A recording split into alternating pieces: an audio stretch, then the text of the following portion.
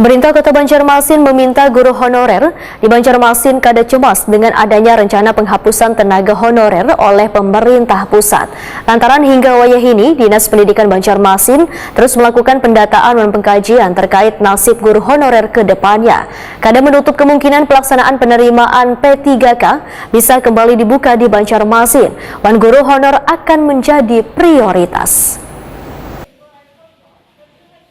Pemerintah Kota Banjarmasin meminta guru honorer di Banjarmasin kada cemas dengan adanya rencana penghapusan tenaga honorer oleh pemerintah pusat lantaran hingga wayah ini Dinas Pendidikan Banjarmasin terus melakukan pendataan dan pengkajian terkait nasib guru honorer ke depannya.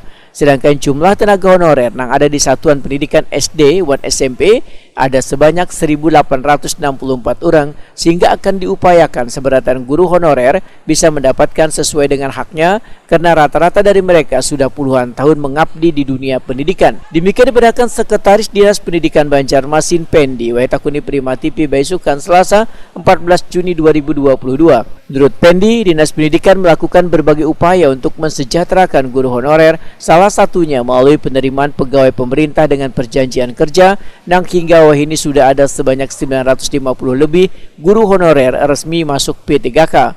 Walaupun penerimaan tersebut belum memenuhi target dari kota yang disediakan oleh pemerintah kota, yaitu lebih dari 1.300 orang.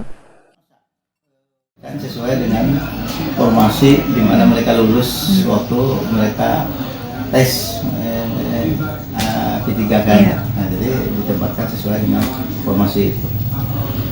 Dari yang 1000-an itu sudah menerima SK semua, Pak? Sudah menerima SK dan sudah bertugas di tempat masing-masing sesuai dengan penugasan. Pak, ini kan ada rencana nih dari pemerintah pusat nih untuk penghapusan tenaga honorer nih. Itu prioritasnya untuk nasib selanjutnya untuk tenaga honorer ini seperti apa, Pak? Apakah itu sambil jalan. Ya. Yang pertama kita sesuai dengan permintaan dari pemerintah kota melalui Diklat. Kita melakukan pendataan dulu. Kita inventarisir semua tenaga honor yang ada di sekolah wilayah kita. Jadi baik itu yang di PAUD, SD maupun SMP kita inventarisir. Nanti jumlahnya berapa sesuai dengan tingkatan sekolahnya.